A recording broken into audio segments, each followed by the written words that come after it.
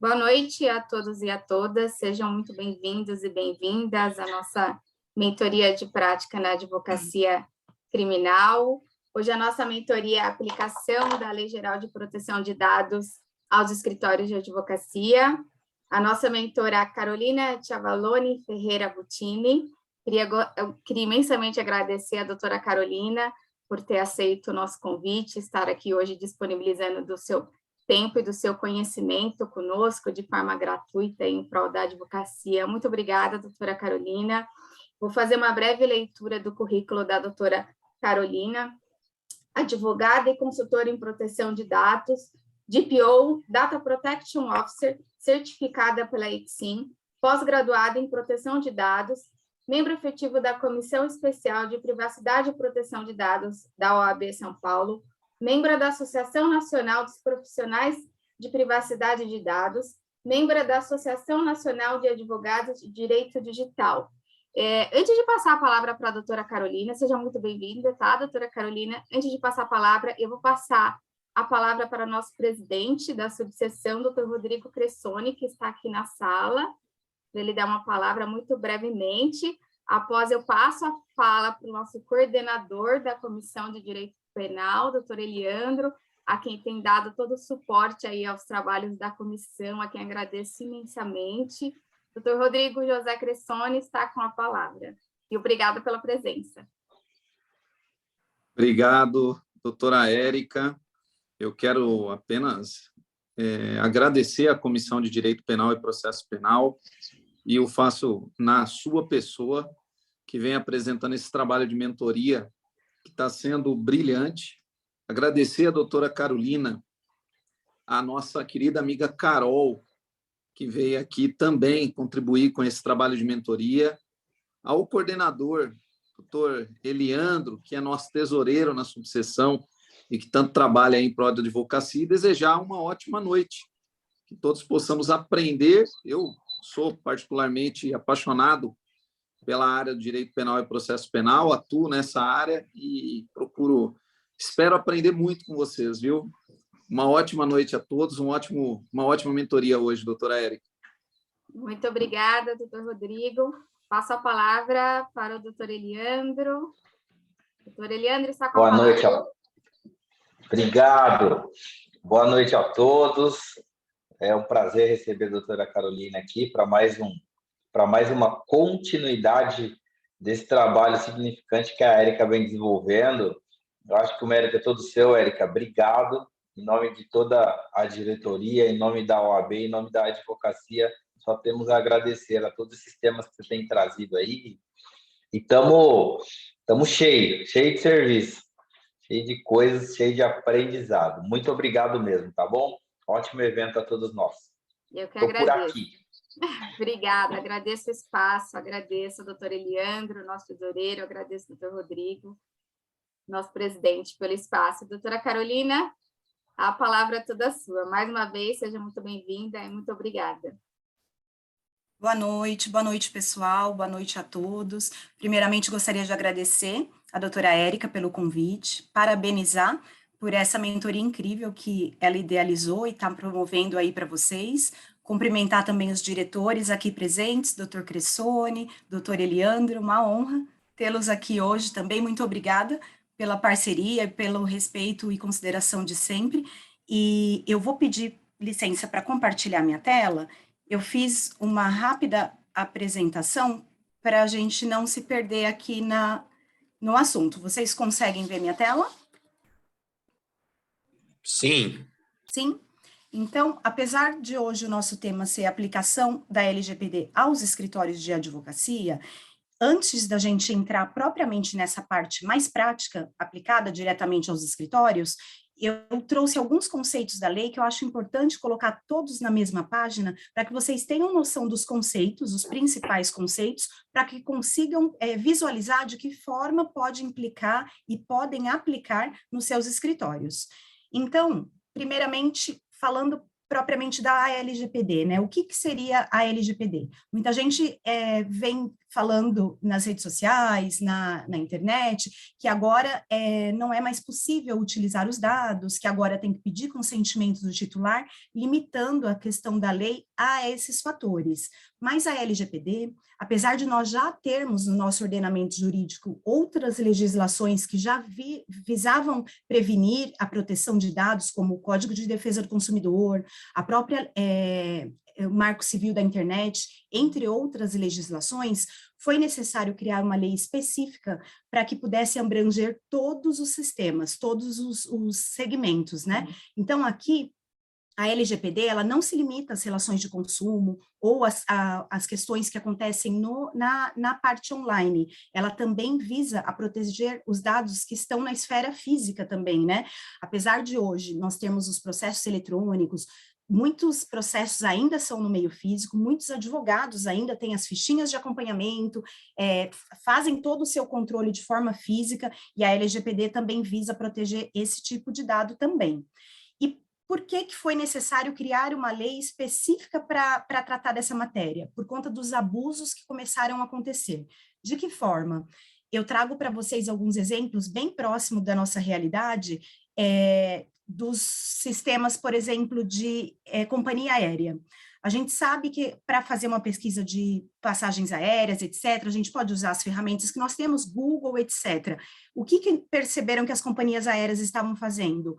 Elas verificavam pelo celular que a pessoa fazia a pesquisa, se era um Apple ou se era um Samsung, e elas majoravam o valor para aqueles que pesquisavam pela Samsung.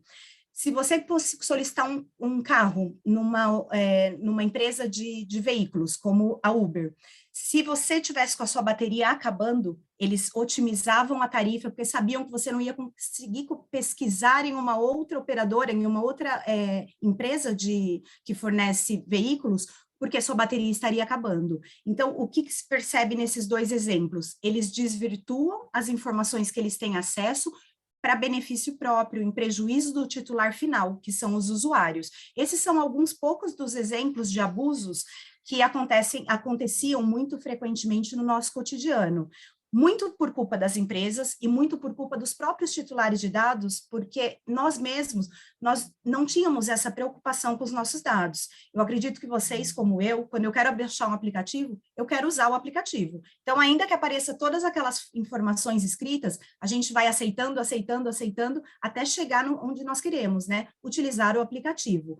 E naqueles aceites que a gente vai concedendo autorização, ali a gente fornece autorização para que acessem as nossas fotos, para que acessem o nosso microfone, sem a gente nem perceber, dados que eles não precisariam ter acesso. E por que eles querem tanto acesso aos nossos dados? Porque quanto mais informações nós temos dos clientes, as empresas têm dos clientes, elas conseguem criar um perfil. E criando esse perfil, elas conseguem direcionar a publicidade e, com isso, certamente, efetivar a venda, que é o que toda empresa pretende, né? Então, por conta de todos esses abusos, de uma forma geral, que acontecem não só no Brasil, como no mundo, foi necessário voltar esse olhar de preocupação com a proteção desses dados. Eu trouxe aqui uma linha cronológica para vocês de acontecimentos que foram pontuais no Brasil que trouxeram essa preocupação, esse olhar para a proteção de dados. Percebam que a preocupação com a LGPD e a discussão sobre a LGPD, ela começou em 2010. A primeira consulta pública sobre esse tema LGPD foi em 2010. Por mais que pareça um tema muito novo para muita gente, há mais de 12 anos já se discute aqui no Brasil sobre isso. Logo na sequência, em 2012, vocês que atuam diretamente no direito penal, sabem que nós tivemos a Lei Carolina Dickmann, que foi o quê? Tiveram acesso a fotos, né, pessoais dela, e por isso foi necessário incluir até um artigo específico no Código Penal para penalizar esse tipo de conduta. Isso também já mostra a preocupação que começou a se ter por dados pessoais, porque imagem, fotografias também são dados pessoais. Na sequência, entre 2013 e 2014, nós tivemos, na época, o escândalo que aconteceu com a espionagem internacional que foi divulgada pelo Edward Snowden. O que foi isso? Não sei se vocês se recordam, a Dilma era a nossa presidente, ela foi interceptada ligações, e-mails dela, e ela estava sendo espionada. Descobriu-se que os Estados Unidos monitorava as autoridades dos outros países. Então, nesse momento, a própria Dilma e toda a sua assessoria precisava criar uma lei específica para proteger os dados dos brasileiros nesse sentido. Não era possível ainda a LGPD, porque ela ainda só tinha sido feita uma única consulta pública, e o que eles fizeram então? O que eles tinham na manga para soltar? O Marco Civil da Internet. Então, logo na sequência, em 2014, foi aprovado e entrou em vigor o Marco Civil da Internet. Mas, apesar de trazer toda a proteção para o ambiente digital, ela deixa a falha em relação ao ambiente físico, que ainda também merece proteção, mas naquele momento, para o Brasil, era o que era possível fazer. Em 2015, nós tivemos a segunda consulta pública sobre o anteprojeto da LGPD. Em 2016, eu relacionei aqui a eleição do Donald Trump. Por quê? Porque a eleição do Donald Trump, existe até um filme que chama-se Privacidade Hackeada, que comprovou-se que a eleição dele houve uma manipulação. Manipulação de que forma? Existiu uma empresa chamada Cambridge Analytica, que ela fazia o quê? No próprio Facebook, aquelas pesquisas que eles fazem com a gente, verifique com qual personagem da Disney você se parece, verifique com qual signo, quais as características do seu signo mais se identificam com você. Eles fizeram isso voltado para as eleições. E com isso, criou-se as fake news, com isso, mandou-se publicidade direcionada para o eleitorado e comprovou-se que houve essa manipulação. Depois, por curiosidade, se vocês quiserem a fundo ter mais conhecimento sobre o assunto, assistam o filme Privacidade Hackeada, que trata justamente disso. É a eleição do Donald Trump que comprovou-se que houve uma manipulação. Em 2018, então, nós tivemos esse caso, né, da Cambridge Analytica, nós tivemos a entrada em vigor do GDPR. O GDPR é o regulamento europeu que trata dados pessoais, e a nossa lei é 100% espelhada nela, é quase um copia e cola. Então, muito do que está acontecendo lá, como entrou em vigor em 2018 lá, a gente já vê se operacionalizando aqui no Brasil. Então, a nossa base todinha é na legislação europeia. E finalmente, em 2018, foi sancionada a LGPD. Parece que é uma lei nova, mas nós tivemos 2 anos de vacatio legis dela. Então, percebam que, na época que foi o Código de Defesa do Consumidor, o próprio novo Código de Processo Civil, nós tivemos de 6 meses a 1 ano de vacatio, porque sabia-se que precisava desse período para adaptação de todo mundo, né? E percebam agora, eu não conheço nenhuma outra lei que teve uma vacatio tão longa como a LGPD. Por quê? Porque a gente percebe que a LGPD, ela exige uma mudança comportamental, não é só uma mudança legislativa, é uma mudança cultural mesmo, porque ela pega todos os segmentos, ela não se restringe a uma relação de consumo, uma relação locatícia, uma relação empresarial, ela pega qualquer tipo de segmento. Então, por isso, como precisaria da adaptação de todas as empresas e de todos os titulares, precisou-se desse tempo maior de vacatio legis. Em 2019, nós tivemos a PEC 17/2019, que ela tratava do quê? O objetivo dela era elevar a proteção de dados a um direito constitucional. E isso foi feito. Agora, nesse ano, não sei se todos acompanharam, mas proteção de dados entrou para o artigo 5º. Agora é uma cláusula pétrea. Então, percebam que a importância desse tema. E, claro, não podia deixar de mencionar aqui a pandemia que nós tivemos, né, em 2020, e ainda que várias outras legislações de também tamanha importância ficaram estacionadas, a LGPD acabou entrando em vigor. Então, ela entrou em vigor em 2020, porém, as suas penalidades só vieram a vigorar a partir de 2021. Então, a partir do ano passado, a lei ela teve a sua eficácia plena, não só as questões administrativas, como todas as penalidades, todos os artigos que estavam suspensos por conta da pandemia, entraram em vigor a partir de 2021. A gente costuma brincar na área de privacidade e proteção de dados, falando o seguinte: quando a gente não paga pelo produto, nós somos o produto. Percebam que todos esses ícones aqui que eu elenquei para vocês são grandes players, né? Grandes potências, Facebook, Instagram, Uber, e nós não pagamos para utilizar essas plataformas, e utilizamos todos os dias, com toda certeza, né? E por que que eles oferecem tudo isso para nós de forma gratuita e são grandes potências? Porque eles têm o nosso ativo mais precioso, que são os nossos dados, né? Então, para todos essas empresas aqui, para que a gente utilize, ainda que não pague, nós temos que preencher uma série de cadastros, nós temos que fazer uma série de concessões de informações para poder utilizar essas plataformas.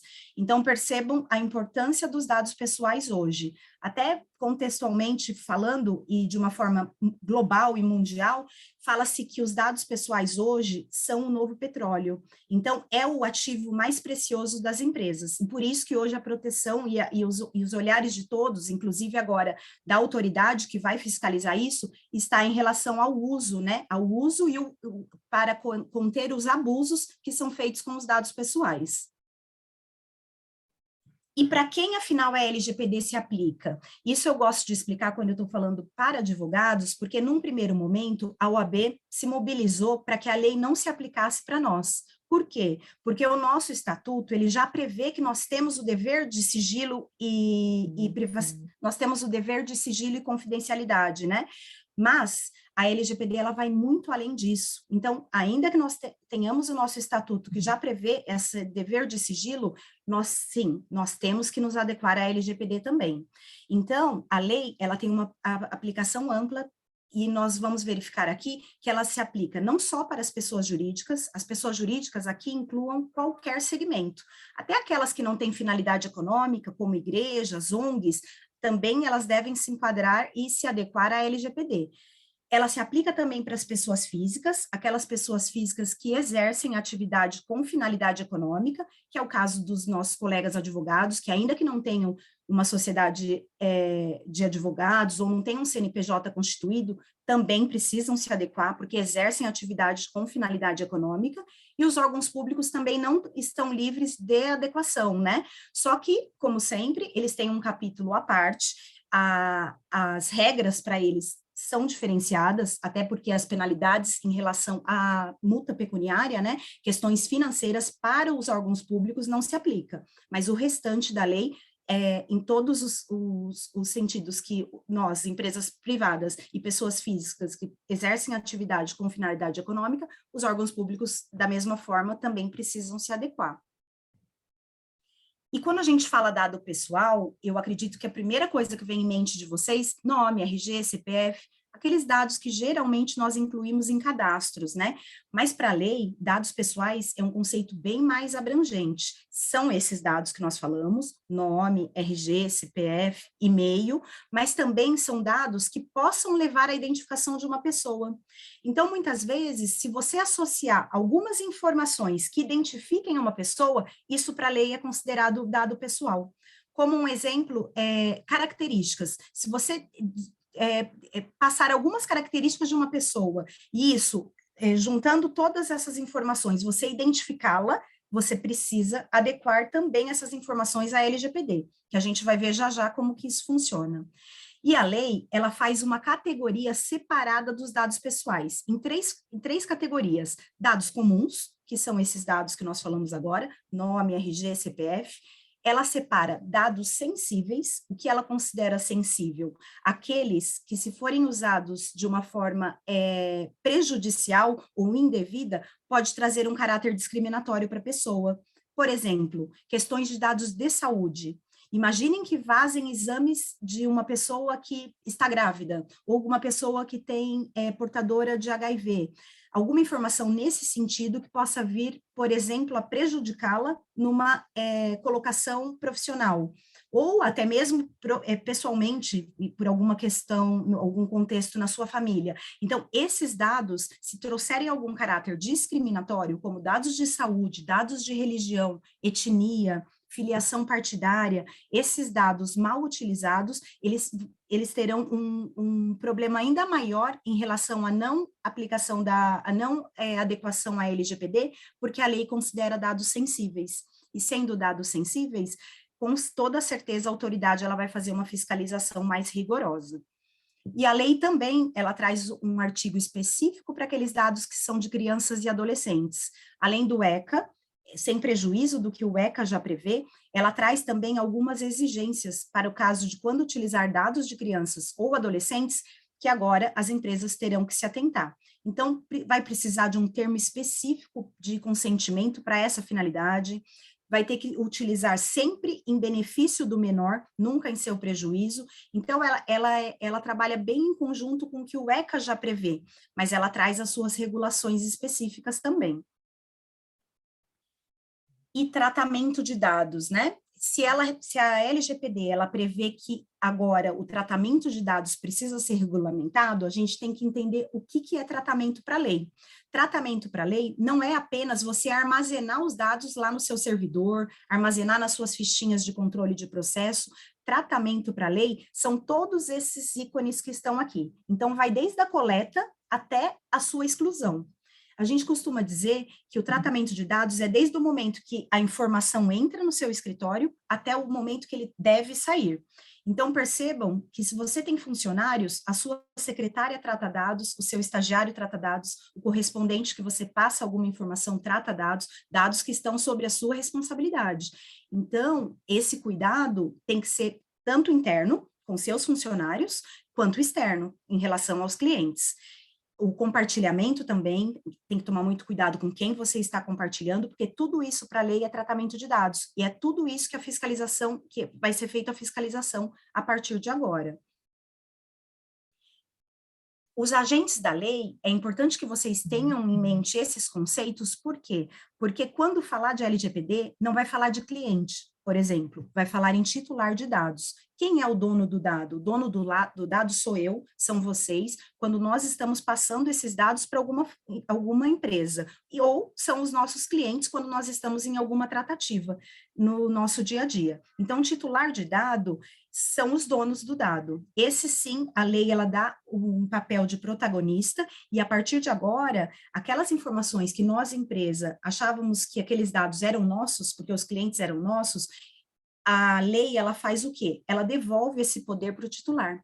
Esses dados pertencem ao titular. Esse banco de dados, provisoriamente, está sob a nossa custódia, mas os titulares de dados é quem detém o poder de como esses dados deverão ser tratados.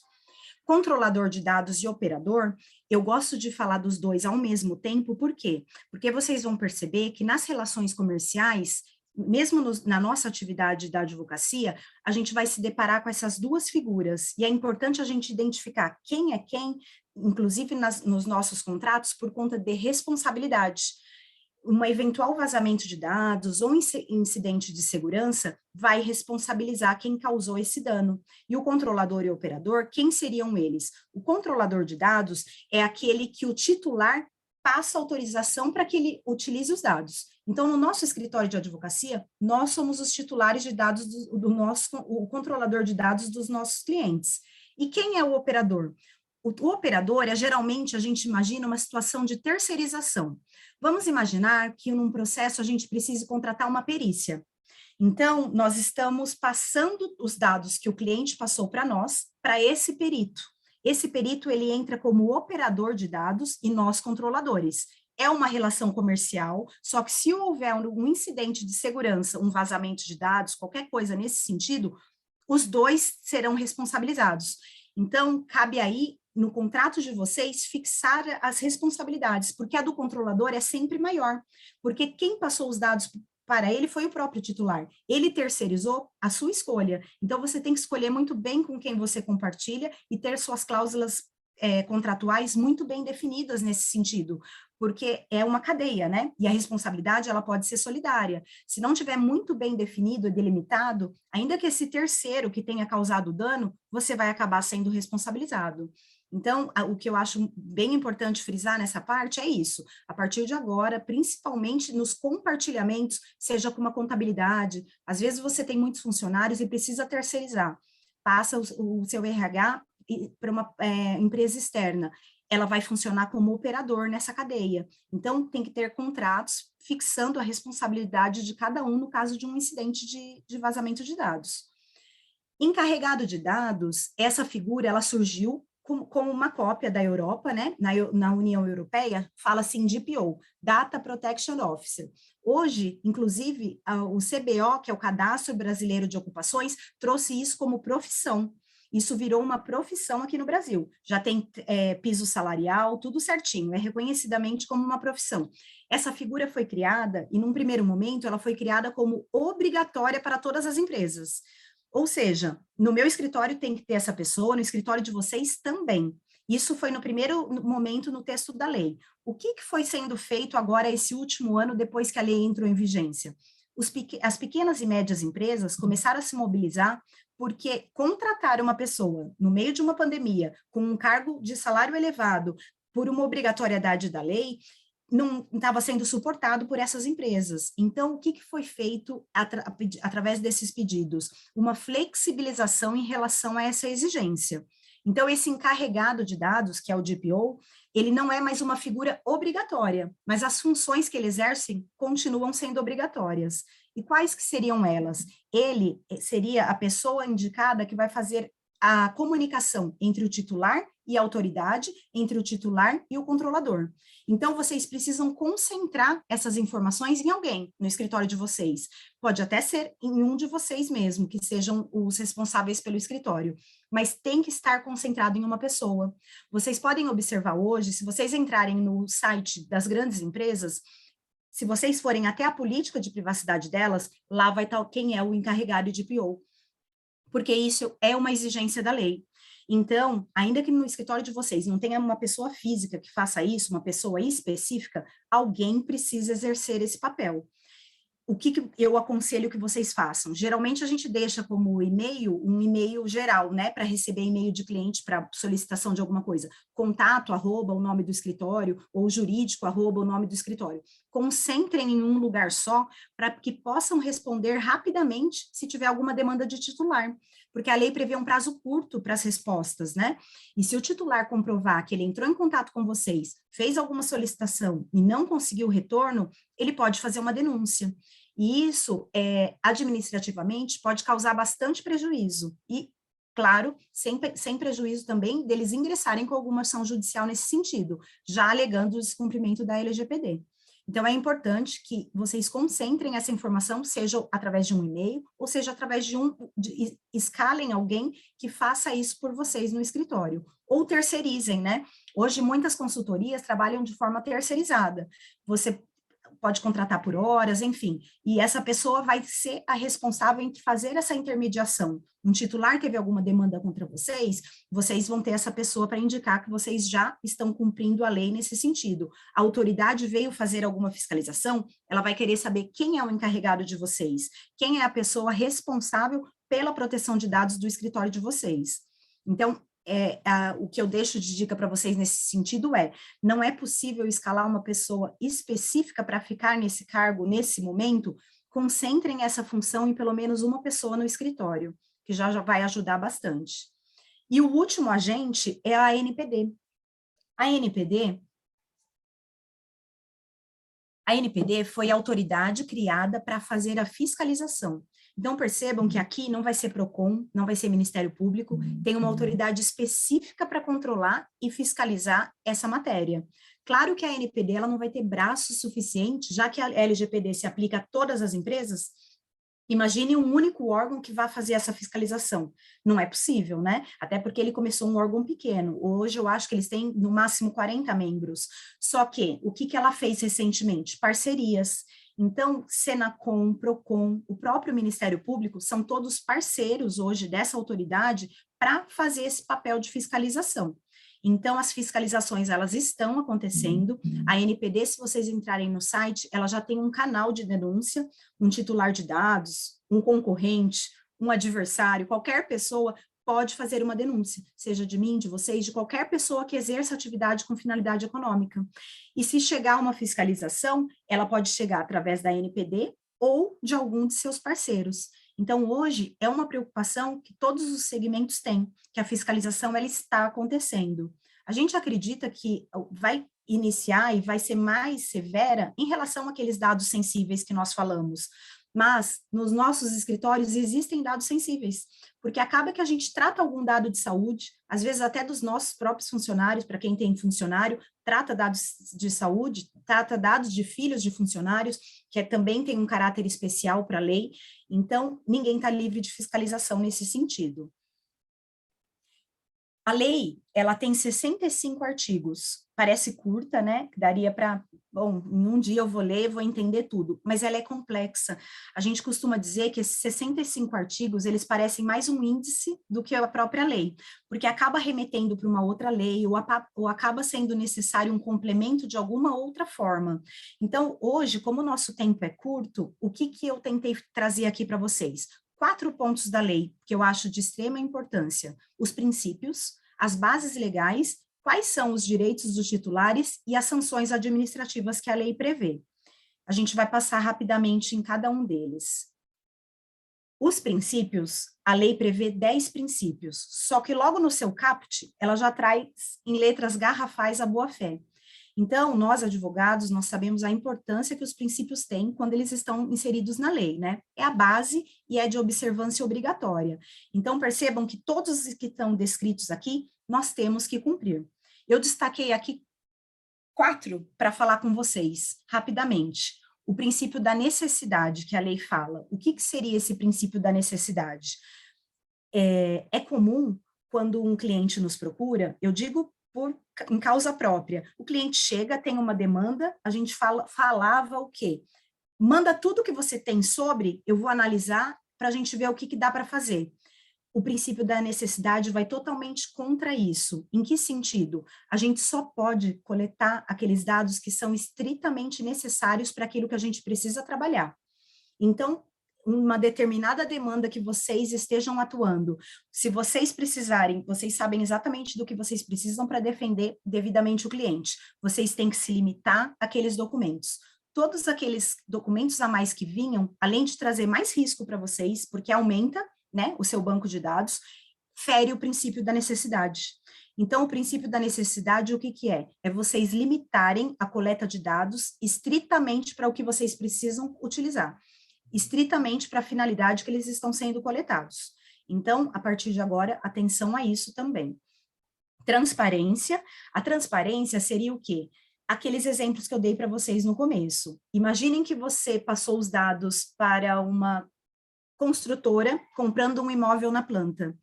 Você passou os dados para comprar o imóvel na planta. A construtora faz o quê? Ela vende os nossos dados para a empresa de gesso, para a empresa de iluminação, para a empresa de imóveis planejados. Isso era uma prática muito comum aqui no Brasil. Não sei se vocês já tiveram essa experiência de comprar imóvel na planta, mas você comprava, assinava o contrato, no outro dia tinha empresa ligando, falando, se você precisa de imóveis planejados, você precisa de gesso, todos os serviços que uma casa que vem na planta, sem nada, precisa. E isso não pode mais. Inclusive, a Cyrela foi condenada logo no início da vigência da LGPD por conta desse abuso, né?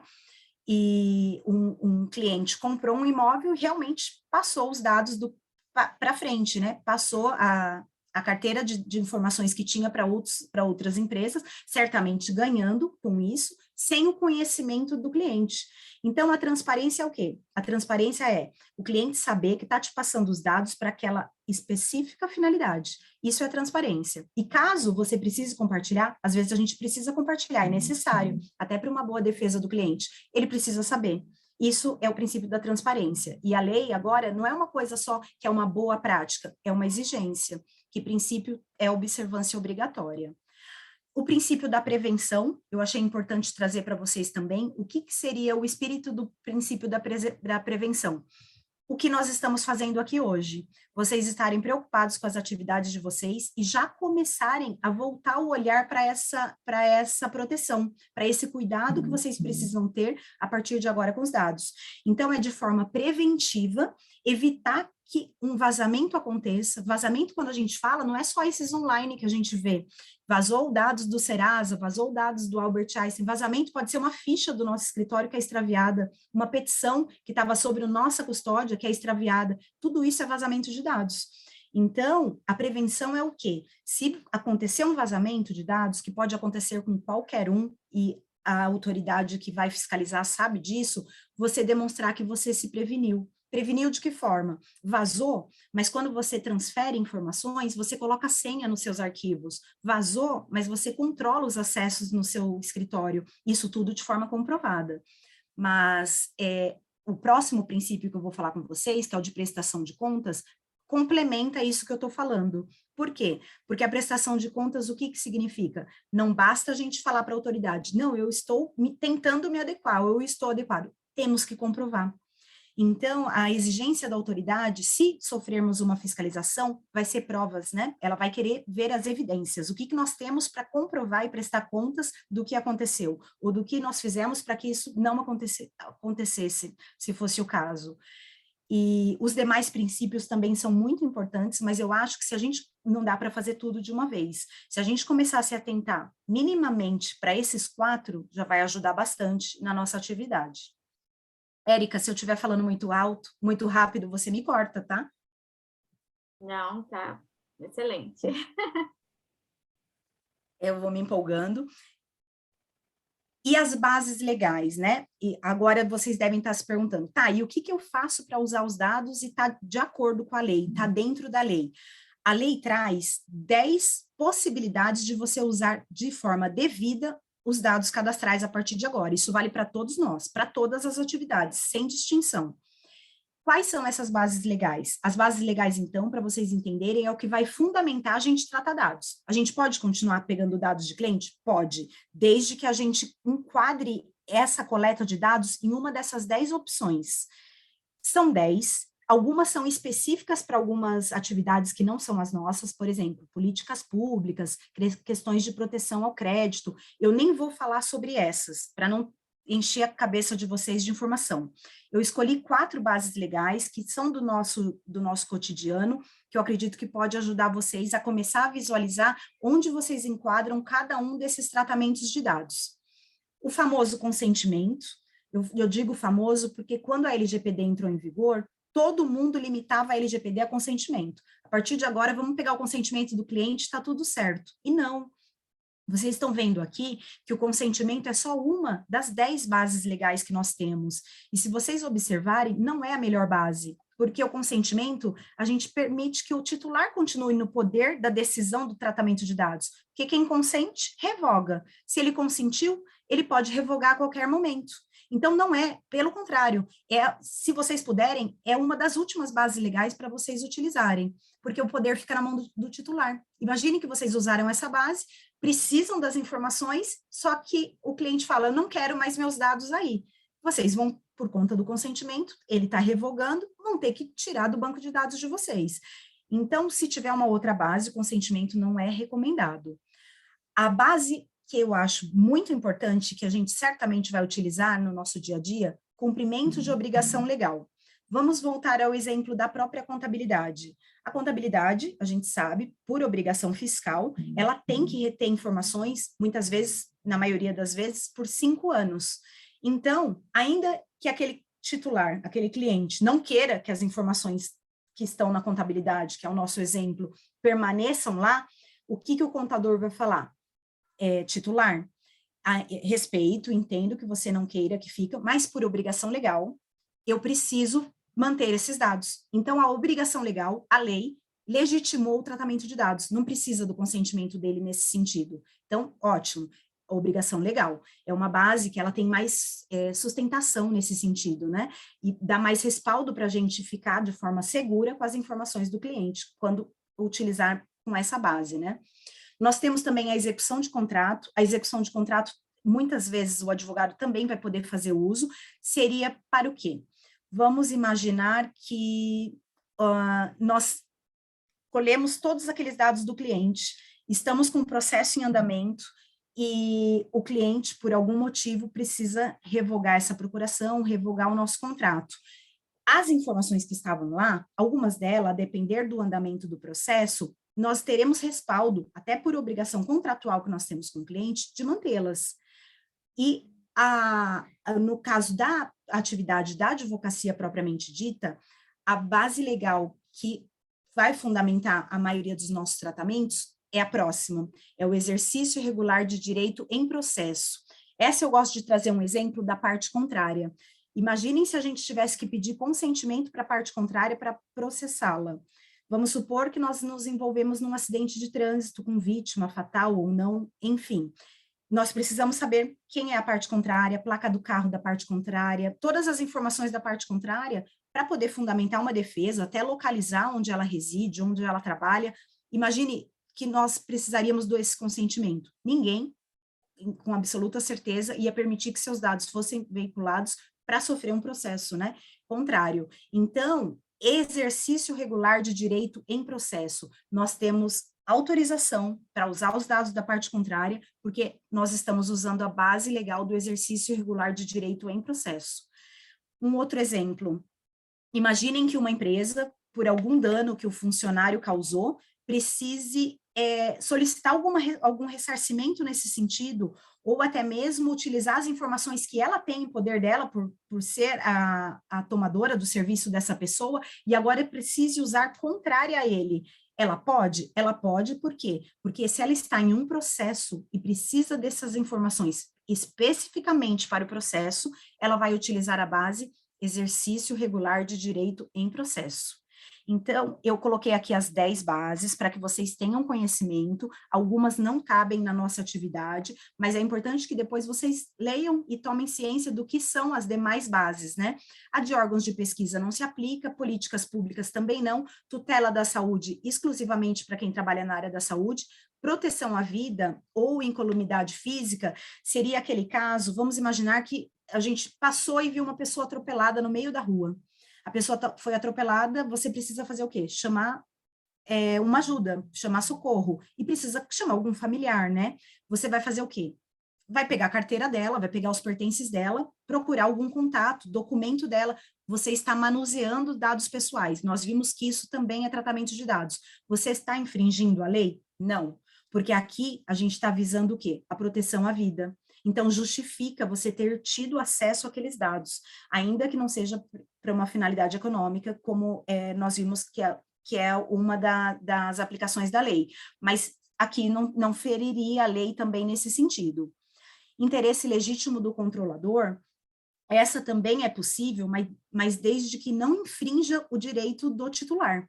Então, não infringindo o direito do titular, demonstrando que é para o interesse, sim, da empresa, desde que você faça um teste, essa é um pouco mais complexa, porque a lei exige que você faça um teste formalizado. Vai ter que ter um documento, como um checklist, que você passou por vários itens e não está infringindo nenhum direito. Está dando também a possibilidade do titular cancelar os dados que ele tem com você a qualquer momento. É possível usar o legítimo interesse. Mas eu não vou trazer todos os detalhes de todas para não confundir vocês. Eu acho que as 4 aqui que eu destaquei são as que nós mais vamos usar no nosso cotidiano. Então, é importante que vocês se atentem mais a essas, principalmente cumprimento de obrigação legal, execução de contrato e exercício regular de direito.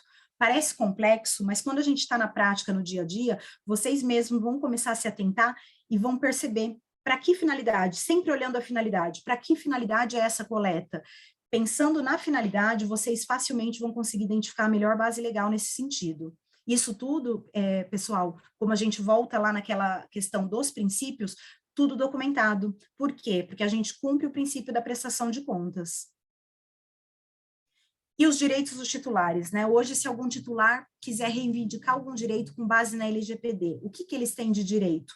Eles têm direito de confirmar os dados que eles têm conosco, eles têm direito de acesso, esse acesso sempre tiveram, só que muitas empresas, elas dificultam o acesso, às vezes cobram, às vezes você liga num lugar, você tem que falar em outro lugar, a gente é 100% transferida, às vezes nem liga para nem passar por esse aborrecimento. Hoje esse acesso, a lei determina que seja facilitado e gratuito. Então, não é aquele acesso que nós tínhamos antes, que para ligar numa central de atendimento é aquele parto terrível, né? Então, agora o acesso ele tem que ser facilitado e gratuito. Eles têm direito à retificação dos seus dados, à revogação ou cancelamento, quando a base legal é o consentimento, que foi o que nós falamos agora há pouco. Ele tem direito a opor o tratamento de dados, certamente quando a base legal for o consentimento. Ele tem direito à revisão de decisões automatizadas, que não é o caso das nossas atividades, e tem direito de portabilidade. A portabilidade aqui, a gente tem que tomar só cuidado quando envolve segredo comercial, industrial, que às vezes o cliente fala, não, eu quero que você passe todas as informações para o outro escritório. Na nossa atividade, até a gente não tem tanto problema com isso, mas imaginem que a gente precise passar tudo, passar até as questões das nossas teses, das nossas defesas. Isso não. O que você vai passar? Você vai passar os dados pessoais que você tem em seu poder desse cliente, não toda aquela matéria de defesa, aquela linha de defesa que você desenvolveu, nesse caso, para o cliente. E as temidas sanções administrativas aqui da lei, né, da LGPD, porque sem prejuízo do que a gente pode sofrer judicialmente, né, seja no dano moral ou dano material, a lei tem as suas penalidades administrativas. Então, essas penalidades, elas vão desde uma simples advertência. Se você sofrer alguma autuação aí, ou uma fiscalização, você pode receber uma simples advertência, certamente que se isso tiver alguma reincidência, não vai ficar no simples advertência, ou você pode receber uma dessas outras penalidades. Eu destaquei 3 aqui que eu considero as piores. A primeira, inclusive, eu considero a pior. A publicização da infração. Por quê? Porque isso daqui, ele traz dano reputacional para a atividade, né? Se você for penalizado com uma multa, é um prejuízo financeiro que, com o passar do tempo, você vai se restabelecer e vai se recuperar. E uma publicização da infração. Imagine se a autoridade entenda que essa é a sua penalidade. Ela vai tornar público que na sua estrutura, no seu escritório, acontecem vazamentos de dados. Então, isso certamente para um concorrente é um prato cheio e para os clientes é um escritório que ele já não verá com bons olhos. Então, das penalidades, essa eu acho a pior. Ainda que as multas sejam altíssimas, claro que olhando o faturamento de cada um, 50 milhões não se aplica a nós, vai estar limitado ao faturamento de cada um, a publicização da infração, com toda certeza, é muito pior, porque dinheiro vai, dinheiro vem, e fica uma penalidade ainda que restrita, né? Mais restrita, você vai ter esse ônus, mas não vai ter a divulgação desse problema que aconteceu. Agora, a publicização da infração, ela é muito grave. Tem o risco de você ter que eliminar todos os dados pessoais. Então, a depender da penalidade que você venha, da infração, do tamanho do dano que venha a acontecer por conta desse incidente no seu escritório, pode-se determinar que você elimine os dados que você trata ou proíba. A autoridade, ela tem a opção de proibir que você utilize banco de dados, provisoriamente ou definitivamente. Ainda temos dados físicos, a gente sabe que controla ainda questões fichas, etc. Mas imaginem falar para um Google que a penalidade dele é proibir o tratamento de dados, para um Facebook. Acabou a atividade, né? Porque o banco de dados, para muitas das empresas, é o coração. Então, percebam que as penalidades, elas não são leves, elas são graves, e elas ainda podem vir associadas a penalidades judiciais, seja por dano moral ou dano material. Então, depois de tudo isso, por que se adequar, né? Eu não gosto de acabar a apresentação com as multas, porque eu acho que a LGPD, ela tem que ser encarada não como um ônus para nós, mas como uma questão claro, uma obrigação legal, é uma obrigação legal, a gente sabe, é lei, nós temos que cumprir. É uma exigência hoje de mercado. Por quê? Porque a gente tem percebido que as grandes empresas que já investiram nisso e estão adequadas, elas só aceitam transacionar com terceiros e empresas menores que também estejam adequadas. Por quê?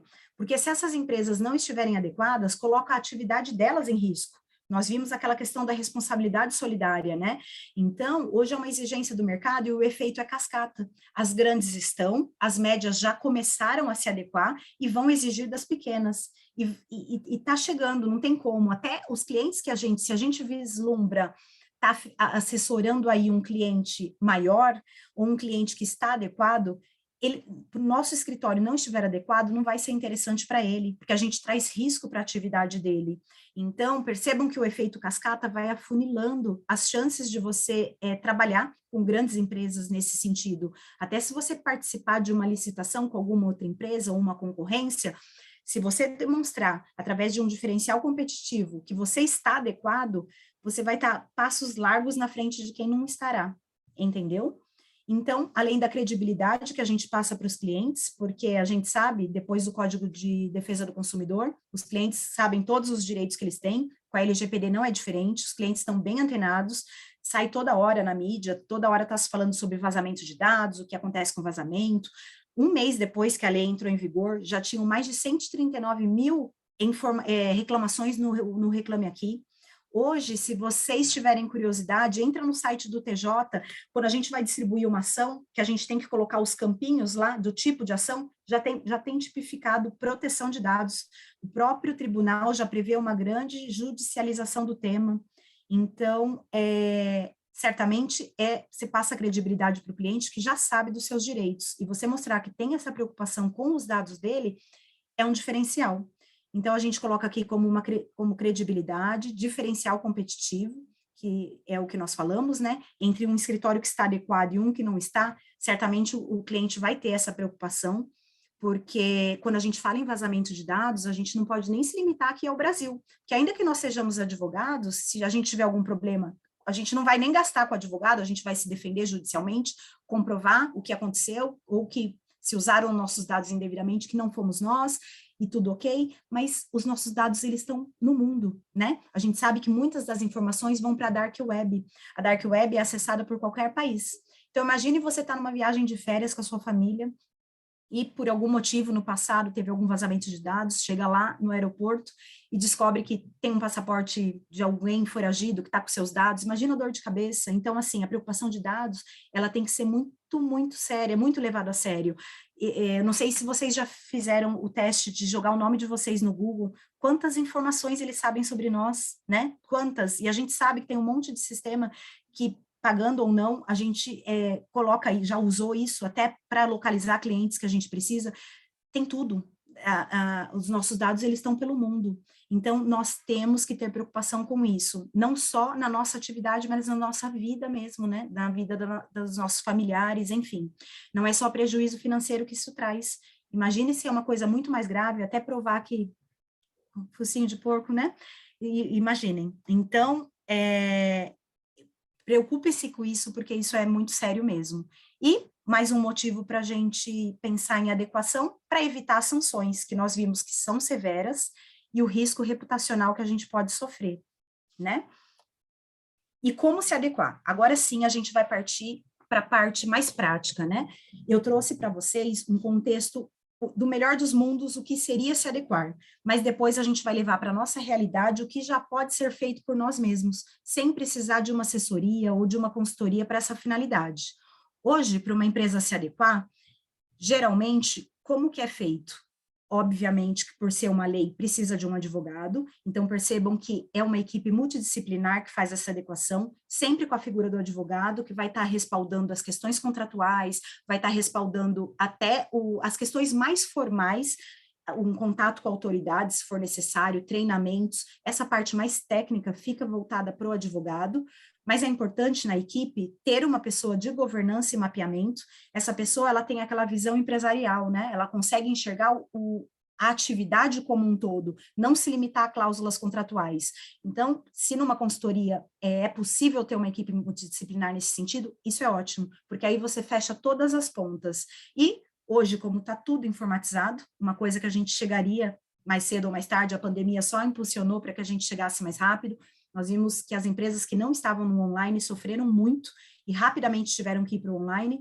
Então, em pouquíssimo tempo, tudo vai estar no online. Os poucos que ainda não estão, terão que estar. Senão vai estar fora mesmo do contexto, vai estar fora do mercado.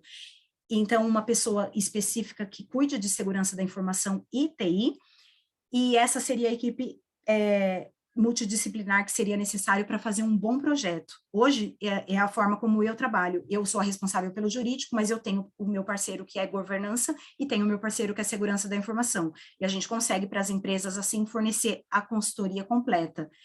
E de que forma a gente faz? Divide-se em fases. A gente começa através de mobilização e conscientização. Por quê? Porque não adianta você pegar o dono da empresa ou o dono do escritório, vocês, os donos do escritório, e hoje estarem aqui treinando. Se a sua secretária não sabe o que é a LGPD e o que ela pode fazer, ela manuseia dados. Se o office boy que você contrata não sabe, se o correspondente que você compartilha dados não sabe. Então, quando a gente fala, primeiro passo, mobilizar e conscientizar todos que estão no seu escritório, porque senão vai acontecer falhas. Uma pesquisa recente comprovou que 40% dos vazamentos de dados são internos, não são hackers. Não são hackers que invadem o seu sistema ou alguém de fora que vem e invade seu sistema. É interno, seja por falha humana ou seja intencionalmente. Às vezes, a gente escuta muito relato de funcionários insatisfeitos que saem da empresa e, tendo as informações que são privilegiadas, prejudica a empresa. Então, percebam que a falha é interna. Por isso, a importância de treinar internamente toda a sua equipe, sua estagiária, a mocinha do café, todo mundo, porque em algum momento eles vão ter acesso aos dados, né? A recepção e contabilidade, todos. O segundo passo seria o mapeamento entre aquela pessoa de governança e mapeamento, porque ela faz o quê?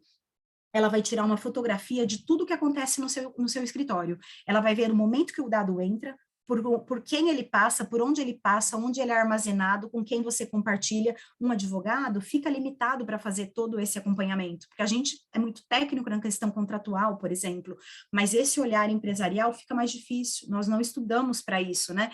Com o tempo e convivendo com as pessoas que fazem isso, a gente acaba pegando algumas coisas, mas já ajudaria se você tivesse uma pessoa com esse olhar também. Essa pessoa, ela vai percorrer junto com você, dono da empresa, dono do escritório, todo o caminho que o dado faz, e ela vai relatar onde estão os pontos falhos, com quem compartilhou, onde armazenou, por que armazenou depois que o contrato acabou, e tudo isso vai sinalizar. Essas sinalizações são o gap analysis que a gente fala, é análise de risco. Nesse mapeamento, vai se analisar todos os riscos que a empresa tem, todas as falhas de controle de proteção de dados que a empresa ainda possui. Depois disso, faz um planejamento com a empresa, né, com o escritório, para verificar onde nós vamos atacar primeiro para corrigir os erros, né, para corrigir as falhas.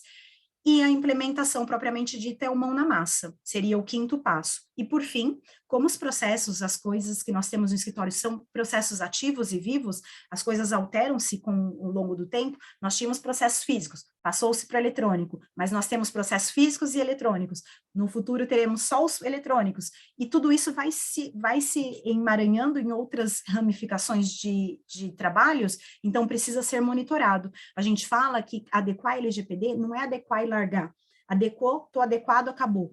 É monitoramento constante. Sempre vai ter que estar revisando e revivendo esses processos para verificar se veio alguma coisa nova, vamos modificar. Então, aqui eu trouxe só para vocês conhecerem como funcionaria um projeto de adequação completo e com uma equipe multidisciplinar que atendê-los e atender qualquer cliente em todas as suas necessidades. Mas no nosso dia a dia, nós somos advogados, muitas coisas aqui a gente não precisa da consultoria, tendo esse conhecimento minimamente da lei, a gente já consegue no nosso dia a dia já aplicar algumas coisas no nosso escritório. Então eu tentei trazer aqui para vocês algumas coisas mais práticas que a gente já amanhã já pode começar a fazer. Então vamos lá.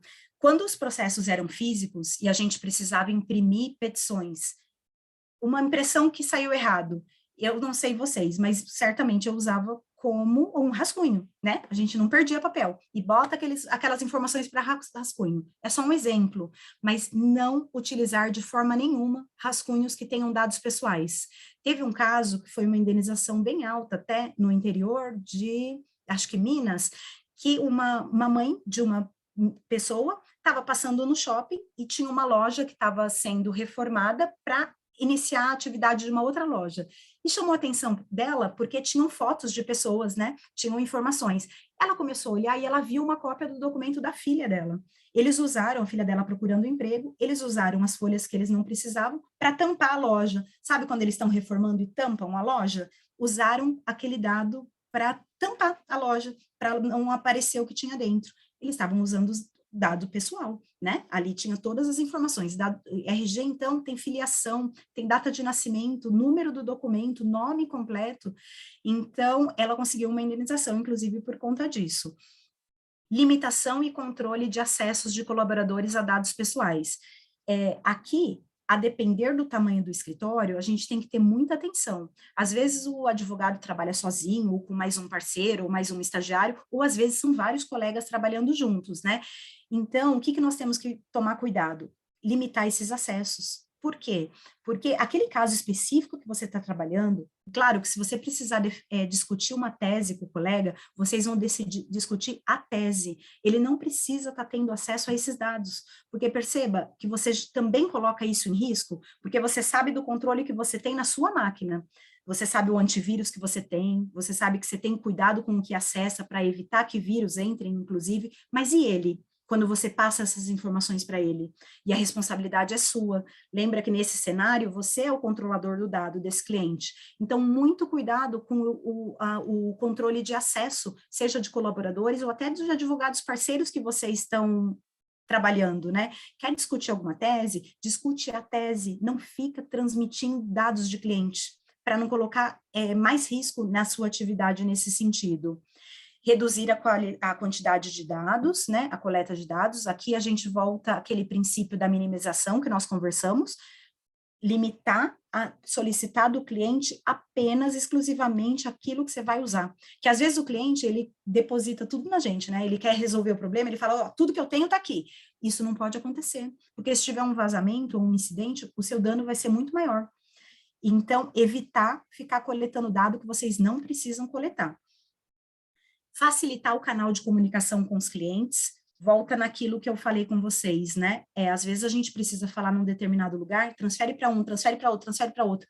Ele fica tão insatisfeito, o que ele vai fazer? Ele vai denunciar para a autoridade. Então, às vezes, a gente arruma problema à toa, porque a gente poderia atender prontamente. Às vezes, você não pode falar de imediato para o cliente, mas só dele ter uma resposta mais segura, mais coesa e mais rápida, né? Falando uma mesma linguagem, que às vezes você fala com um, fala com outro, isso é péssimo. O cliente, com certeza, ele fica insatisfeito e ele, muitas vezes, vai no juizado, vai na autoridade. Vamos evitar isso. Então, facilitando o canal de comunicação com esse cliente, o cliente ligou insatisfeito por alguma coisa ou quer solicitar algum dos direitos que ele tem pela LGPD, facilita esse canal. Ainda que você não responda prontamente, já se identifica, fala que está sendo analisado, que vocês vão responder num curto prazo, assim que for possível, ele já se sente mais confortável e a gente evita aí, com toda certeza, uma demanda desnecessária. Revisar bancos de dados já existentes. Eu não sei o que vocês fazem com os dados dos clientes que as ações acabam, mas, passando-se os prazos das obrigações legais que nós temos, seja por uma reparação, uma prestação de contas, nós temos que excluir esse banco de dados. Ou, por exemplo, se vocês publicam alguma coisa e querem manter os clientes informados, comunique isso ao cliente. Veja se ele quer ser mantido no seu banco de dados. Explique qual benefício ele vai ter. Fala, cliente, por exemplo, aqui nós mandamos atualizações jurídicas mensalmente para vocês. Você gostaria de ser mantido no meu banco de dados? Porque a nossa relação contratual acabou. Não faz mais sentido, você não tem mais base legal que fundamente você manter aquele dado. Então, você precisa rever o seu banco de dados. E os dados que você pretenda manter, o cliente tem que autorizar, a partir do momento que o seu contrato já se extinguiu. E revisar os contratos com fornecedores, parceiros e clientes, em que sentido? Responsabilidade. Por quê? Porque se você compartilha com essas pessoas, seja um fornecedor, parceiro, e os clientes também precisam saber o que são feitos com os dados dele, precisam ter cláusulas bem definidas nesse sentido, principalmente em relação à responsabilidade. Então, esses itens aqui, vocês já conseguem já ir movimentando, já ir sinalizando. Por quê? Porque a gente volta para aquele princípio da prestação de contas. Aconteceu algum incidente, você já mostra para a autoridade que tudo isso você já tentou. Dentro das suas limitações, você já tentou resolver e vem resolvendo. Você mostra boa fé na sua atividade, né? Nesse sentido. E preocupação com a proteção de dados do cliente. Treinar a equipe e colaboradores. Hoje, minimamente o que vocês aprenderam aqui, ou já tomaram conhecimento, compartilha com quem trabalha com vocês, porque não adianta só vocês saberem. Por quê? Porque eles também vão tratar os dados dos seus clientes. Então, você pode estar tinindo na LGPD, mas se a sua secretária não souber como é que tem que ser feito, vai colocar você em risco da mesma forma. Então, é importante que esse conhecimento seja compartilhado e a equipe seja sempre treinada, né? Mudou alguma coisa, você tomou conhecimento que alterou alguma coisa, a equipe tem que saber, porque eles estão envolvidos. E eles se sentindo inseridos também nesse contexto, eles ficam até mais engajados em entender a importância da proteção dos dados e do tema. Inserir senha em arquivos, vai compartilhar? Tem risco de ter algum problema de vazamento? Insere uma senha, né? Insere uma senha, passa a senha só para quem tem que abrir. Olha que são medidas muito simples e a gente já pode ir fazendo, porque um acesso indevido no e-mail, uma pessoa que não tinha que ver não vai ter acesso. Insira senhas nos arquivos e passe a senha somente para quem precisa realmente ter acesso. Concentrar compartilhamento de dados e informações, preferencialmente via e-mail. Por quê? O WhatsApp, ainda que apareça aquela informação para nós que ele é criptografado de ponta a ponta, é uma mentira. Quantas pessoas vocês conhecem que já teve problema com o WhatsApp? Então, assim, o WhatsApp é super arriscado, e essa coisa da gente printar a tela e mandar, o que tem nessas telas que a gente está compartilhando?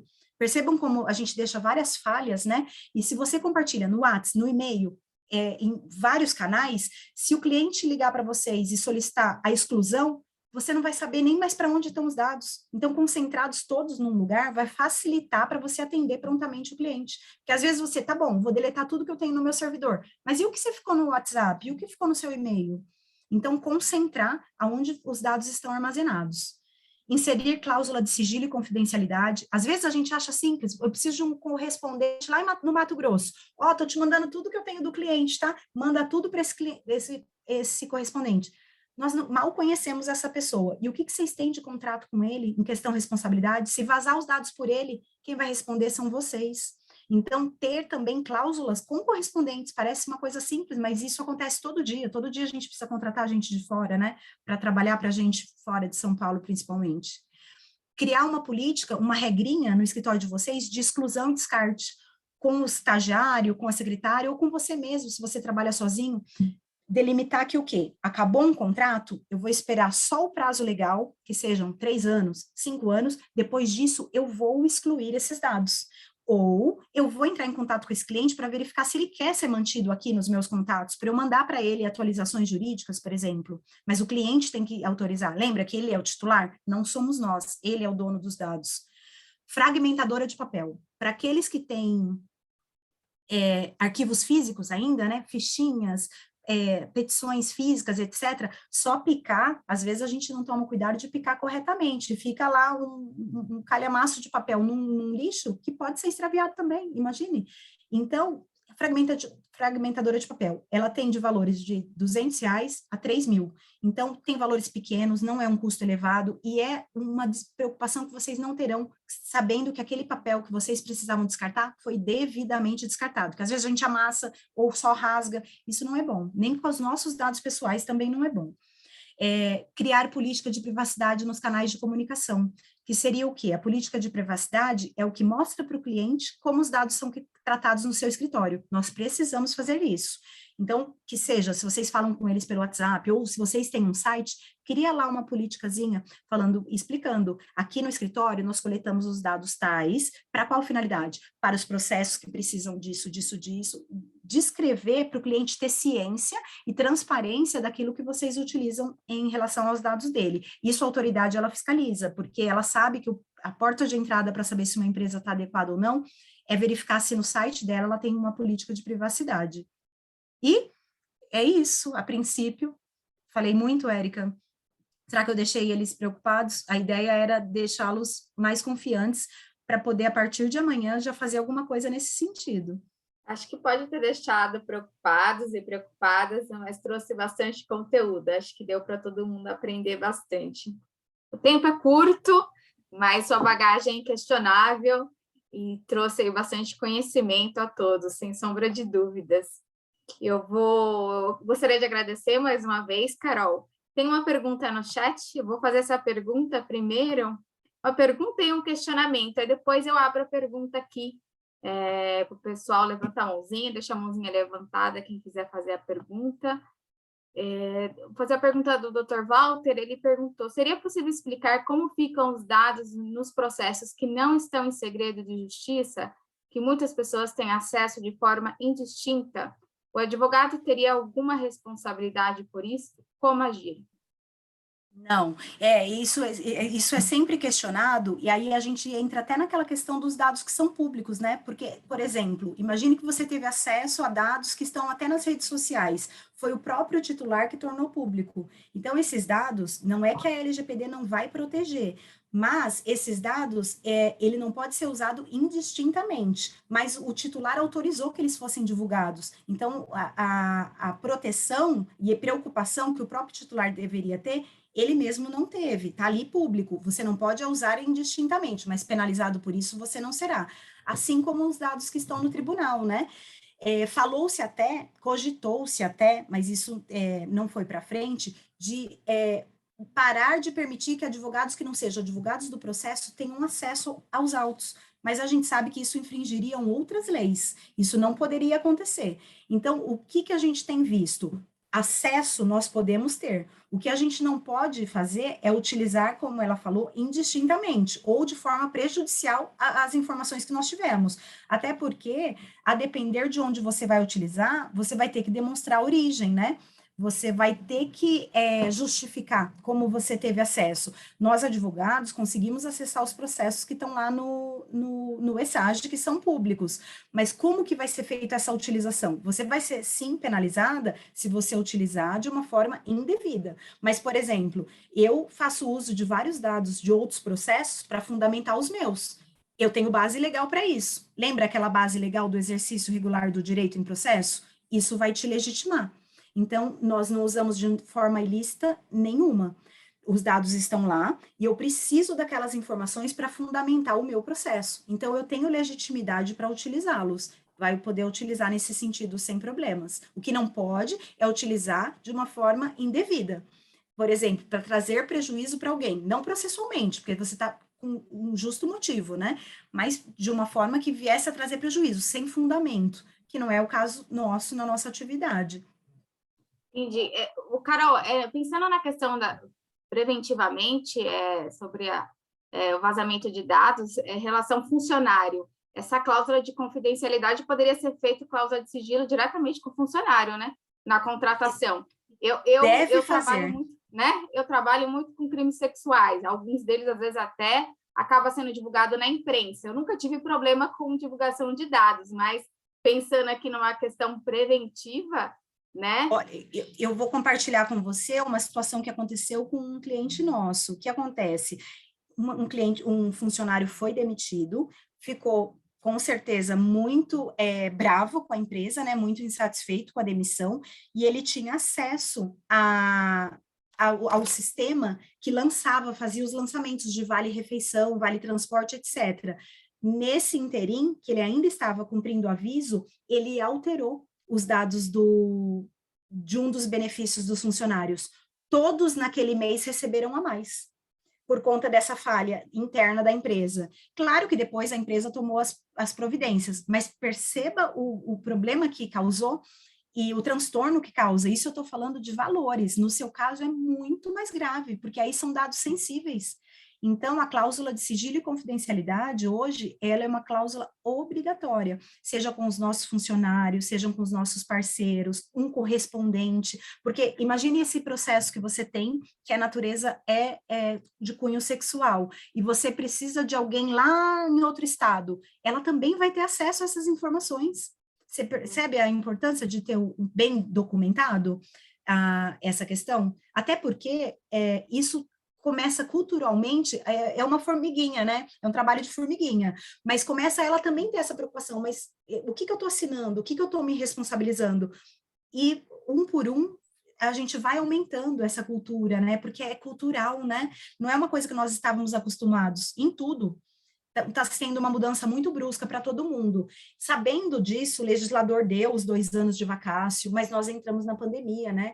Então, todo mundo está bem devagarinho se adequando, mas é uma coisa que veio para ficar. O Brasil, nessa corrida, está até bem atrasado. Dos países aqui da América Latina, ele é um dos últimos. Isso é uma preocupação muito comum e muito recorrente fora do país, né? Então, hoje, se o Brasil ele não se adequar, a gente vai ficar fora do contexto mundial. E a gente viu na pandemia como é importante um país apoiar o outro quando é necessário, né? E senão os países vão começar a ter medo de transacionar e ter suas atividades aqui no país, que é um país que não tem preocupação com proteção de dados. Então, nós não podemos retroagir dessa forma, né? Retroceder dessa forma. E aquela questão, essa lei não vai pegar, não tem como, ela já pegou. Ela virou cláusula pétrea, não tem como, a gente sabe o que é isso, né? Eu posso parar aqui o compartilhamento, pausar o compartilhamento de tela para o pessoal? Pode sim. Na sala? Eu não estou conseguindo aqui. Você consegue cancelar? Acho que como você... Ah, tá. Então, fica aberto, pessoal, a palavra para quem quiser perguntar. Alguém tem alguma pergunta? E todo mundo compreendeu. Eu fiquei desesperado agora. Eu fiquei preocupado, honestamente. Quem tá? Doutora Eliandro. Meu Deus do céu. Foi tanta informação, viu? Parabéns, viu, Érica? Parabéns, doutora Carol. É assim, cada dia a gente escuta mais sobre essas questões, né? Sobre essa inovação da LGPD.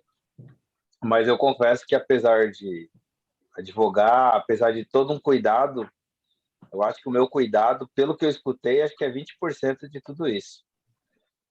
E a gente tem que aprender muito, principalmente com as questões de responsabilidade, né? Que isso pode atingir a todos nós, né? Sim, e os clientes, outra coisa que eu acabei não trazendo, o assunto é muito amplo, só 50 minutos é muito difícil para falar do tema, Érica, e eu queria passar um pouquinho na lei com eles, para eles entenderem o que era realmente, o que são dados pessoais, tratamento, etc., mas o tema é muito amplo, a gente precisaria de mais alguns dias para poder falar sobre. Mas outra coisa que eu acho que é importante passar para vocês, a lei, ela traz, para aqueles que estão começando a advocacia agora, principalmente, a lei, ela traz um conceito expressamente, não com esse nome Privacy by Design, mas é o que quer dizer a mesma coisa, é desde a concepção. O que ela prevê? Que é uma boa prática você já iniciar o seu negócio com esse olhar. Então, para aqueles que estão começando, para nós, que a gente já tem um banco de dados de 10, 20 anos de advocacia, o trabalho é mais demorado e mais dispendioso também, porque vai gerar custo, etc.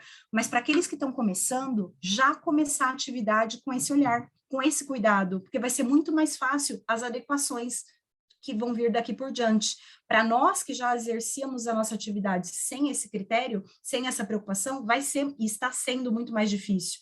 Então, para aqueles colegas que estão iniciando agora, já iniciar com esse olhar, já iniciar com seus contratos muito bem formulados nesse sentido, já iniciar com uma preocupação também nos nossos sistemas. Lá no escritório, antes a gente só tinha o rapazinho que mexia quando o sistema caía. Hoje não, hoje a gente tem que ter um antivírus bom, que a gente sabe que eles estão muito, muito evoluídos, né, na tecnologia usada para o mal, os hackers, né, que eles chamam de cracker, e claro que o nosso escritório fica vulnerável, eles conseguem invadir o STF, o STJ, vocês devem ter visto nos últimos dias que os tribunais têm sofrido ataques, imaginem a tecnologia que o tribunal tem para proteger.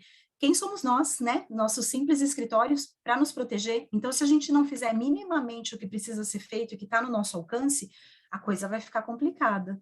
Mas a ideia não era preocupar vocês, era mostrar que vocês já começando a ter essa preocupação, vocês já estão passos largos na frente de vários colegas que não sabem nem do que a lei trata, né? E o cliente vai ficar muito mais confortável em compartilhar os dados dele com vocês. Porque é aquilo que eu falei para vocês, hoje ter um vazamento e ter os nossos dados aí perdidos pelo mundo é muito preocupante. Se for uma questão aqui no Brasil, que a gente consiga resolver por um processo, esclarecendo que quem fez não fomos nós, se usarem nossos dados indevidamente, mas e lá fora, se a gente precisar se defender nesse sentido? Imagina, é complicado, é dispendioso, então, se cada um tiver essa preocupação, principalmente com seus dados, porque quem nunca trocou os dados pessoais por uma casquinha do Mac, ou um desconto na farmácia, isso é cultural. Eu faço isso, viu, pessoal? Não estou me esquivando da minha obrigação, mas a gente faz isso. E por que o nosso CPF é tão valioso para eles? Vocês já pararam para pensar? Porque eles estão te dando um desconto, estão perdendo dinheiro e estão pedindo só seu CPF? Será que é por amor ao cliente? Não, pessoal. O CPF traz uma série de outros dados nossos para eles e eles vendem nossos dados para outros. E assim vai. É uma atividade extremamente lucrativa, dados pessoais para a empresa, né? É o ativo que eles têm hoje de mais precioso. Então, essa mudança cultural tem que partir de nós, titulares, nem advogados, e nós mais ainda, titulares e advogados, né? E começar a mudar isso, porque a gente mesmo não cuida das nossas informações. É aquilo, quer contratar alguma coisa? Aceito, aceito, aceito, aceito. Ali você está aceitando ele olhar a sua câmera, ficar ouvindo o seu microfone. Não sei se vocês já fizeram o teste de falar alguma coisa que vocês precisam. Eu queria tanto ir para o Nordeste o mês que vem, e começar a vir um monte de publicidade do Nordeste para vocês. Vem. Isso daí não é o celular fazendo um favor, não. É a tal da inteligência artificial, o algoritmo trabalhando, porque ele ouve, eles têm acesso ao nosso microfone. É complicado. É isso aí, Carol. Carol, não tivemos pergunta, a gente sabe que demandaria muito mais tempo, que o assunto é complexo, mas acho que você cumpriu o objetivo, a gente realmente não tem muito tempo, talvez possamos mais para frente pensar em um curso pela ESA, né, e aí de forma com mais tempo e trazer mais conteúdo sobre o tema, mas cumpriu o seu objetivo, trouxe aí de forma prática uma pincelada aí de como aplicar a LGPD aos escritórios de advocacia. Queria agradecer mais uma vez, obrigada, gratidão ter aceitado o nosso convite. Obrigada a todos que acompanharam a nossa mentoria. Teremos outra mentoria nessa semana, no dia 25, a atuação do advogado no auto de prisão em flagrante, com o Dr. Wagner Ferraz. A mentoria do dia 26, audiência, resposta à acusação, pedidos de liberdade, audiência de custódia foi adiada para o dia 2 de junho. Tivemos que reagendar, tá? Ficou para o 2 de junho, mesmo horário, online, às 2h. Então, agradeço mais uma vez a participação de todos. Essa que foi reagendada, eu enviarei no e-mail de todos os inscritos. Obrigada, gente. Obrigada, Carol. Obrigada, doutor Eliandro. Obrigada pela participação de todos. Ficou um questionamento aqui, Carol, da Gisele. Eu passei já, foi lá em cima, ela perguntou se teria como disponibilizar o material que a doutora apresentou. Certeza. Então, eu mando no e-mail dos inscritos. Não sei se a doutora Gisele ainda está por aqui, não sei se ela está inscrita. Se não estiver inscrita, manda seu e-mail. Ela ainda está aqui na sala. Sim, estou inscrita. Oi? Sim, eu estou inscrita. Então tá bom. Então vai receber. Eu agradeço. Parabéns pela explanação. Muito válida. Obrigada. Obrigada, doutora Érica. E, pessoal, eu tentei, nesse curto tempo, passar o máximo de informação que eu poderia passar para vocês, mas eu sei que fica tudo muito em aberto, né? É complexo. Se eu tiver a oportunidade de falar outras vezes com vocês, vai ser um prazer. E se atentem a essa questão dos dados pessoais, porque é muito importante, é um trabalho de formiguinha, né? Vai depender de cada um de nós mesmo, seja atuando ou como pessoa física mesmo, para cuidar do nosso patrimônio, né? Que são os nossos dados. E, mais uma vez, obrigada, doutor Eliandro, e eu fico à disposição. Eli, quer se despedir do pessoal, doutor Eliandro? Opa, vamos lá. Muito obrigado mais uma vez a presença de todos, uma ótima noite e, assim, palestra sensacional. Essa mentoria está demais. Obrigado, Érica. Obrigado, Carol. Fiquem com Deus, Imagina. Todos fiquem com Deus. Bom descanso. Tchau, bom pessoal. Descanso. Obrigada. Tchau, Carol. Obrigada, viu? Gratidão. Boa noite. Boa noite.